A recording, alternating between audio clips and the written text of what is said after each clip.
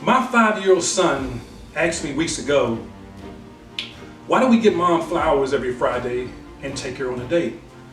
I told him as simply as I could, being that we've been married for 7 years, that it's necessary to keep love functioning at optimum levels. I chose this topic today because many people believe that a marital contract is all that is needed to maintain novelty, excitement, fire, and juice in your relationship. Many men, unfortunately, are still operating off their grandfather's relationship template. This consisted primarily of making all the money and making all the decisions. And for the first time in modern history, I had to change. Women are now on the same parallel with men in the areas of education and income. The love covenants have changed. My wife walked in the door one day after getting a mani and a pedi and getting her hair done. She was gone for about 6 hours. And when she arrived home, I asked her what she wanted to do for dinner. And then after about an hour of this rather perfunctory disposition from my wife, I suddenly realized the mistake that I had made, and I apologized. My hunger pains influenced my rational thinking. And see, masculine energy responds to challenge, but feminine energy responds to praise and attention. At the moment my wife walked in the house, she was looking forward to me immediately acknowledging how beautiful her hair was and her nails.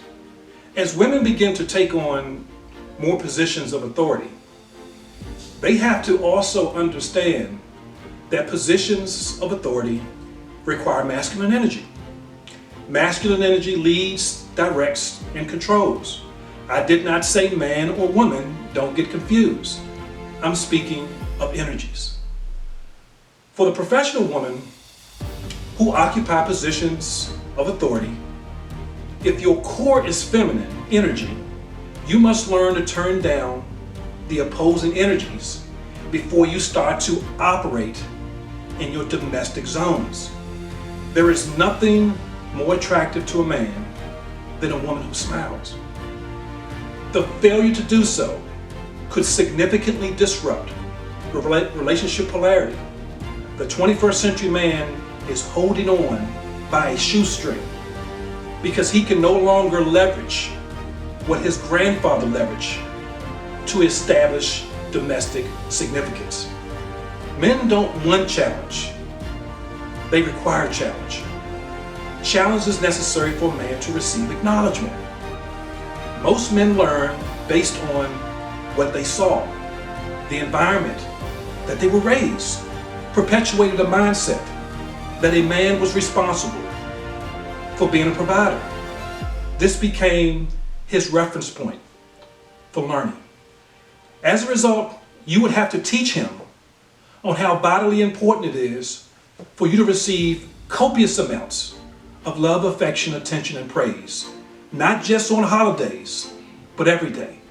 The 21st century woman is not as dependent on her man's income in the same capacity as her grandmother was to her grandfather. We are in the middle of a social paradigm shift, and the old thinking will certainly sink your ship. If you don't make necessary adjustments today, and the other thing I want to say, never stop dating your mate, even if it's just a walk in the park. Not having money is inexcusable. The failure to do so could walk your relationship into a dark, empty cavern as dopamine plummets to its lowest point, which typically occurs around year 7 or sooner. That's it for this Sunday's blog titled The Little Things Are Everything. I want to thank you for your support. Look out for my book being released in July of 2021. Look forward to seeing you next week. Edward Cunningham, website, author edwardcunningham.com. See you next week. Thank you.